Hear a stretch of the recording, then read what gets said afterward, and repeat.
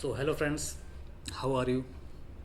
Hoping that all of you are very good and doing very well in your respective fields. I am Prasun and I am here to take the next class of English vocab. In the previous class, we have discussed the few important words in the same sequence, in the same series. We are going to learn some more new words of the English vocab. So let's move on. Our first word, okay, this is not the first word, okay. So this is our first word. Today's first word, callousness, okay. Callousness, the part of speech of this word is a noun.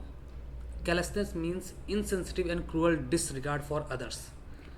Callousness का मतलब होता है, एक तरह से आप कह सकते हो, इसका अगर हिंदी मतलब हम देखें तो इसका मतलब होता है बेरहम, ठीक है। इसका हिंदी मतलब जो होता है क्या होता है, बेरहम, मतलब कि जिसके अंदर कोई दया ना हो, ओके, वो कैलसनेस कहलाता है, ठीक है। यही यहाँ पे लिखा भी हुआ है, इनसेंसिटिव, जिसके अंदर थोड़ा थोड़ा सा भी ममता ना हो, इनसेंसिटिव हो, and cruel disregard for others, और दूसरे के प्रति क्या हो, बुरी दुर्भावना हो उसके अंदर, ठीक है। मतलब एकदम बेरहम इंसान, वो होता है कैलसनेस। सिनोनिम्स देख लीजिए इसके, इनसेंसिटिव, हार्टलेस, कोई दिल ही नहीं है उसका, क्रूअल है वो, अपैथेटिक, मर्सीलेस, कोई दया भाव नहीं उसके अंदर, तो ये होता है कैलसनेस। एग्जाम्पल देखते हैं, I am appalled by the callousness of some business people, मतलब कि मैं एकदम दुखी हूँ। अपार्ल्ड मतलब होता है एक तरह से दुखी, मैं दुखी हूँ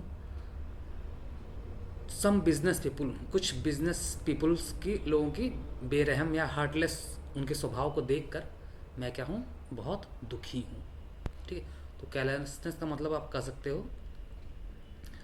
कि इसका एक हिंदी वर्ड और लिख सकते हो, निर्ममता, ठीक, कोई ममता नहीं है, कोई दया भाव नहीं है, निर्ममता, ये भी आप कह सकते हो। बेरहम इंसान, क्रूएल, कोई दया भाव नहीं, हार्टलेस इंसान, कैलसनेस, ओके। तो ये हमारा पहला वर्ड हो गया, कैलसनेस। Insensitive, heartless, cruel, apathetic, merciless, ये सब इसके सिनोनिम्स हो जाएंगे। तो आपका ये रहा आज का पहला वर्ड। नेक्स्ट वर्ड इज एक्सटोल्ड, ठीक है। एक्सटॉल, इसका जो रूट वर्ड होता है वो होता है एक्सटोल। एक्सटोल पढ़िए या एक्सटॉल पढ़िए, जो भी, EXTOL, मतलब अत्यधिक पर प्रशंसा करना, ठीक है। किसी की खूब बढ़ चढ़ कर आप तारीफ कर दो, ठीक है। टू प्रेज समथिंग और समवन वेरी मच, किसी की बहुत ही बढ़ चढ़ कर बड़ाई करना, प्रशंसा करना, उसी को हम क्या कहते हैं, एक्सटोल्ड। इसके सिनोनिम देखिए कितने अच्छे अच्छे हैं, यूलोगाइज, ये भी प्रशंसा करना, ग्लोरीफाई, बहुत बढ़ा चढ़ा कर उसको बताना, लॉर्डेड, इसका भी मतलब वही होता है, प्रशंसा करना, एग्जॉल्टेड, ये देखिए इंपॉर्टेंट वर्ड है, ये बहुत पूछा जाता है, एग्जॉल्टेड, आपके SSC और बैंकिंग में बहुत आता है ये वर्ड, एग्जॉल्टेड।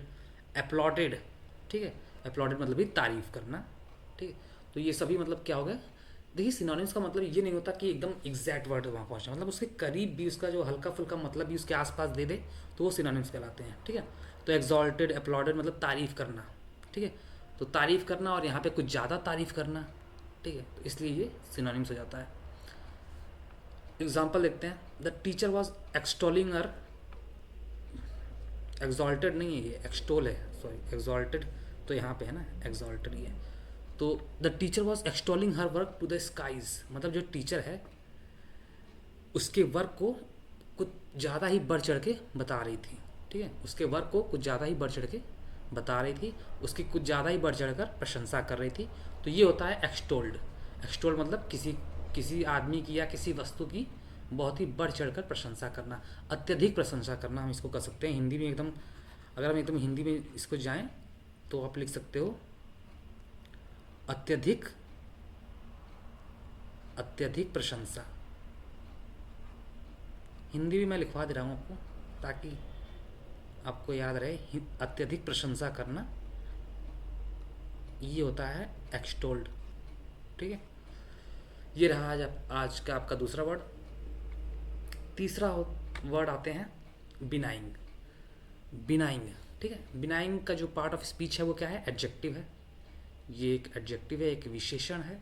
ठीक है, देखिए बिनाइंग का जो होता है वो दो मतलब होता है। अगर आप किसी पीपल, किसी आदमी, किसी व्यक्ति के मतलब उसके रेस्पेक्ट में बात कर रहे हो, तो उसका मतलब होता है काइंड या जेंटल, बहुत ही दयालु है, बहुत ही विनम्र कह सकते हो। ठीक है, बहुत ही विनम्र स्वभाव का है। ठीक है, देखिए मेरा हिंदी जो है वो लग रहा है इंग्लिश से ज़्यादा अच्छा है। ठीक है, क्योंकि मुझे हिंदी वर्ड बहुत जल्दी याद आते हैं। तो विनम्र आप कह सकते हो, विनम्र इंसान। ठीक है, काइंड, ठीक है, ये होता है विनम्र। ठीक है, थोड़ी हिंदी की राइटिंग कैसे लिखा हुई। तो विनम्र स्वभाव का हो उसे बिनाइंग कहते हैं। लेकिन बिनाइंग का एक मतलब और होता है, किसी डिसीज़ के रिस्पेक्ट में अगर आप बात करो, किसी बीमारी के रिस्पेक्ट में अगर आप बात कर रहे हो, तो उसका मतलब होता है नॉट डेंजरस, मतलब कि बहुत ही खतरनाक नहीं है। बिनाइंग का मतलब होता है हल्का, जेंटल, माइल्ड। ठीक है, माइल्ड लिखा है ना सिनोनिम्स में। ठीक है, हाँ, तो मतलब माइल्ड मतलब हल्का, नॉट सो हार्मफुल। देखिए यहाँ पे लिखा है ना, ये सब क्या है, ये सब आपको सिनोनिम्स दिख रहे हैं। हार्मलेस हो गए, इनऑक्यूअस। ठीक है, इसका भी मतलब होता है हार्मलेस। इनऑक्यूअस का क्या मतलब होता है? हार्मलेस, कि मतलब कि कुछ ज़्यादा हानिकारक ना हो। ठीक है, तो ये होता है बिनाइंग। अगर डिसीज़ के रेस्पेक्ट में बात कर रहे हो तो ये सब सिनोनिम्स हो जाएंगे, हार्मलेस, इनऑक्यूअस, माइल्ड। और किसी व्यक्ति या पीपल के रेस्पेक्ट में बात कर रहे हो तो मतलब कि वो काइंड है, वो जेंटल है। ठीक है, बहुत ही विनम्र है। ठीक है, तो ये हो जाएगा बिनाइंग का सिनोनिम्स। आइए दो एग्जांपल भी मैंने यहाँ पे रखे हुए हैं। We were happy to hear that tumour was benign. देखिए एक डिसीज़ के रेस्पेक्ट में बात हो रही है यहाँ पे, तो मतलब कि हम बहुत खुश हुए ये जानकर कि जो ट्यूमर है वो क्या है? बिनाइंग है, मतलब इतना ज़्यादा हार्मफुल नहीं है, बहुत ही माइल्ड ट्यूमर है, बहुत ही माइल्ड ट्यूमर है। तो ये जान के कि ट्यूमर जो है वो बहुत बड़ा नहीं है, बहुत हार्मफुल नहीं है, ये न्यूज़ सुनकर हम बहुत खुश हो गए। अब देखिए यहाँ पे पर्सन के रेस्पेक्ट में बात हो रही है। They are normally a more binding audience, मतलब ऑडियंस के रेस्पेक्ट में बात हो रही है। ऑडियंस क्या है? ग्रुप ऑफ पीपल है।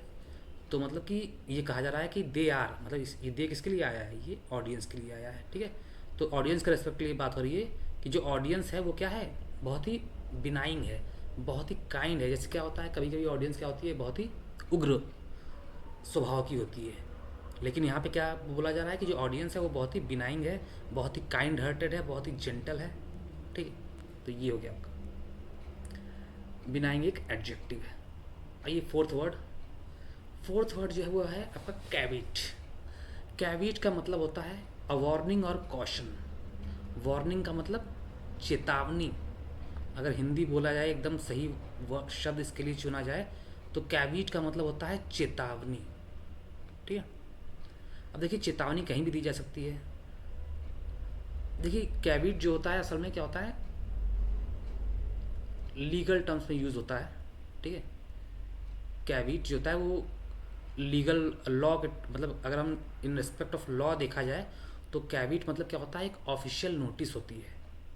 कैविट क्या होती है? एक ऑफिशियल नोटिस होती है जो कि किसी पर्सन को या किसी ऑर्गेनाइजेशन को दिया जाता है, ये बताते हुए कि अगर वो कोई एक्शन लेगा तो उसका क्या दुष्प्रभाव होंगे। ये उसको मतलब इस तरह से एक ऑफिशियल नोटिस होती है जो उसको चेतावनी देती है कि अगर तुम कुछ ऐसा करोगे तो तुम्हारे विरुद्ध ये कार्यवाही होगी। तो उसे हम लॉ के रेस्पेक्ट में मतलब लीगल टर्म्स में कैविट वो होता है। और ऐसे नॉर्मल टर्म्स में आप एक वार्निंग मान सकते हो। कॉशन है, देखिए ये बहुत अच्छा वर्ड है। प्रोविज़ो, ये लीगल टर्म्स में हो गया प्रोविज़ो। ये क्या है? एकदम लीगल टर्म्स में हो गया प्रोविज़ो। ठीक है, नोटिस वही ऑफिशियल नोटिस, वार्निंग, एडमोनिशन, ये सभी क्या है? इससे मिलते जुलते शब्द हैं कैविट। इसका जो मतलब होता है आपका तुम चेतावनी, किसी को चेतावनी दे रहे हो, वार्निंग दे रहे हो। ठीक है, तो वो होता है। और जो आपके लीगल टर्म्स में क्या होता है? एक ऑफिशियल नोटिस किसी ऑर्गेनाइजेशन के अगेंस्ट या किसी इंडिविजुअल के अगेंस्ट, उसको ये बतलाते हुए कि अगर तुम कुछ ऐसा मतलब कि वो कोई अगर इंडिविजुअल या ऑर्गेनाइजेशन कोई एक्शन लेने जा रहा है, ठीक है, कुछ एक्शन लेने जा रहा है, तो उसके दुष्प्रभाव को बताते हुए उसके अगेंस्ट एक नोटिस निकालना, वो क्या होता है? कैविट। ठीक है। अब जैसे एक एग्जांपल लेते हैं, his investment advice comes with a caveat. मतलब जो उसका इन्वेस्टमेंट एडवाइस था उसके साथ क्या आया? एक कैविट आई। कैविट मतलब एक चेतावनी। इन्वेस्टमेंट एडवाइस तो आया ही है, साथ ही साथ एक क्या आ गया उसके साथ? एक चेतावनी भी आई। तो ये कैविट का मतलब होता है चेतावनी, वार्निंग, कॉशन, नोटिस, ये कह सकते हो कैविट। कैविट क्या है? नाउन। फिर है पांचवा वर्ड जो है वो है इम्पासे। ठीक है। इम्पासे, इसका भी पार्ट ऑफ स्पीच क्या है? एक नाउन है। इम्पासे देखिए होता क्या है? A difficult situation in which no progress can be made because the people involve can not agree what to do. ठीक है। मतलब कि एक ऐसा डिफिकल्ट सिचुएशन, एक ऐसी परिस्थिति जहाँ पे लोग ये ना डिसाइड कर पाएँ कि उन्हें आगे करना क्या है। एकदम डेडलॉक सिचुएशन। ठीक है। देखिए सिनोनिम्स मैंने लिखा हुआ है। डेडलॉक मतलब आप ये ना बता पाओ कि मतलब ये ना कह सकते हो आप, ये नहीं डिसाइड कर पाओ कि आगे करना क्या है, ना आगे जा पा रहे हो ना पीछे जा पा रहे हो, एकदम डेडलॉक सिचुएशन, उसे हम कहते हैं इम्पास से। ठीक है। तो ये देखिए डेडलॉक, स्टेलमेट, ये सब क्या हो गया? सिनोनिम्स हो गए। डायलेमा, दुविधा, अब एकदम दुविधा में पड़ गए। देखिए यही वर्ड मुझे याद नहीं आ रहा था एकदम।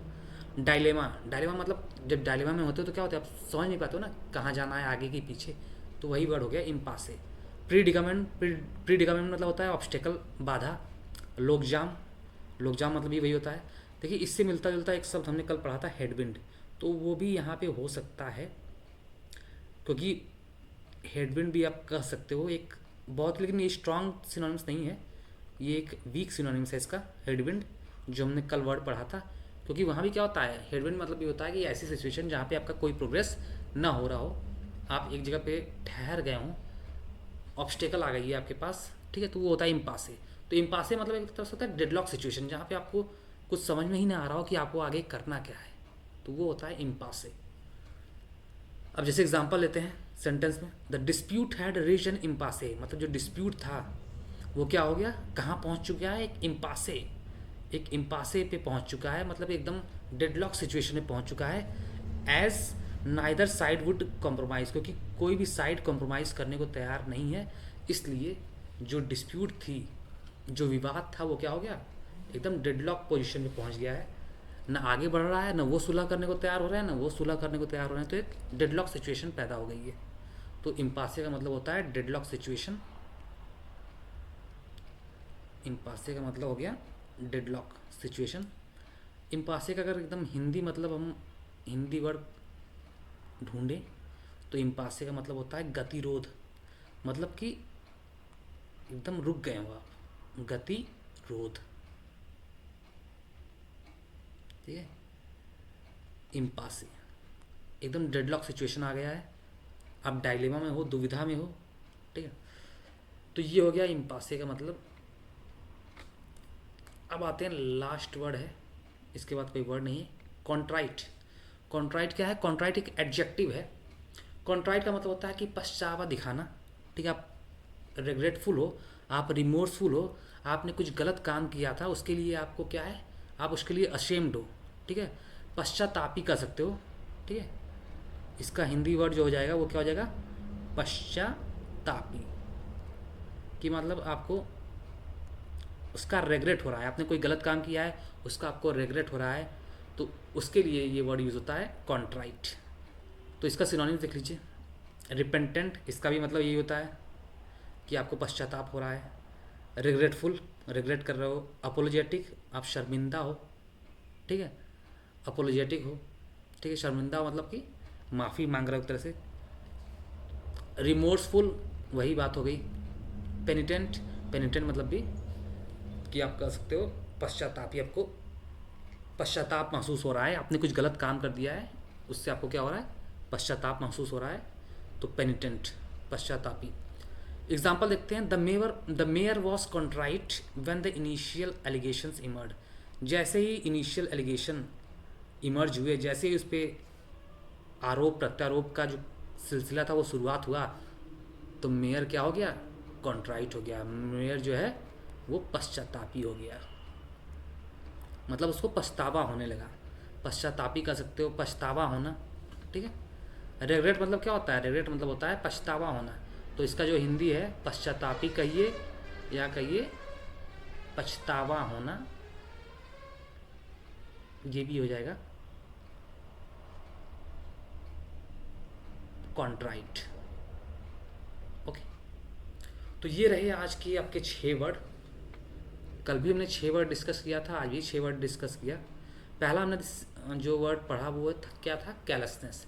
कैलसनेस मैंने आपको बताया कि इनसेंसिटिव आदमी, जो इनसेंसिटिव हो, जिसके हृदय में एकदम दया भावना हो ही ना, बेरहम इंसान, निर्ममता, एकदम कोई दया भाव नहीं, एकदम मर्सीलेस है, वो अपैथेटिक हो, क्रूएल हो।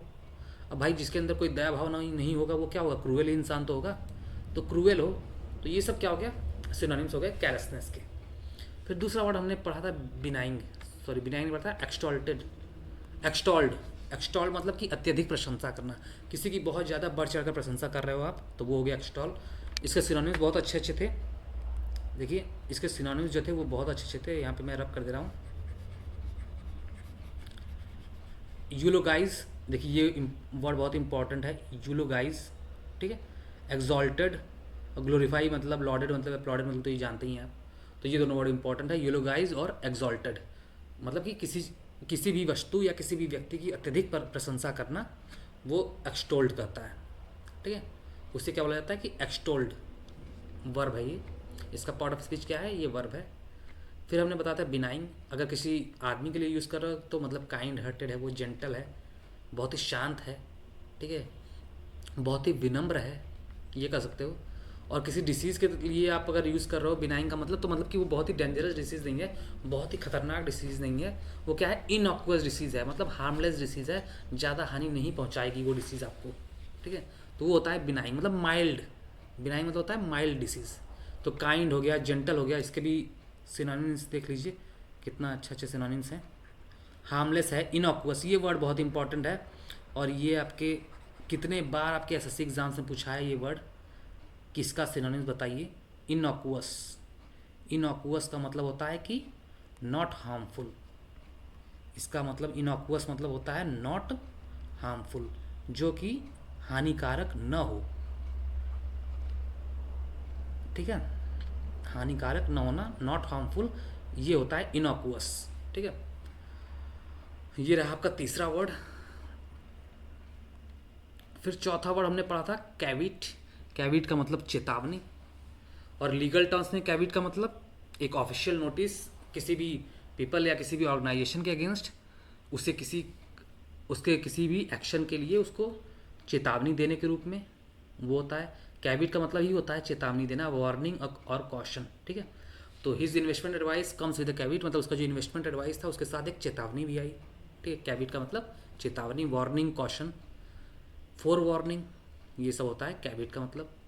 फिफ्थ इम्पासे। इम्पासे मैंने बता दिया, डेडलॉक सिचुएशन, आप ये एकदम दुविधा में फंस गए हो, आपको पता नहीं है कि आगे क्या करना है, आगे जाना है कि पीछे जाना है, इम्पासे। एकदम प्रीडिकामेंट, लॉक जाम, स्टेलमेंट, ये सब इसके सिनोनिम्स हो गए। और लास्ट वर्ड आपका था कॉन्ट्राइट, पछतावा होना, पश्चातापी होना, ये सब आपने कोई गलत काम कर दिया है उसके लिए आप रिग्रेटफुल हो, रिमोर्सफुल हो, तो उसके लिए वर्ड आता है contrite. The mayor was contrite when the initial allegations emerged, ठीक है। तो ये रहा आज का क्लास। इसी तरह आपका छोटा छोटा क्लास होता रहेगा रोज़ वोकैब का। अब जैसा भी लगता हो आपको कमेंट सेक्शन में ज़रूर लिखा कीजिए, ओके। और please do like, share and subscribe the channel, ठीक है, to motivate me. So good bye, take care.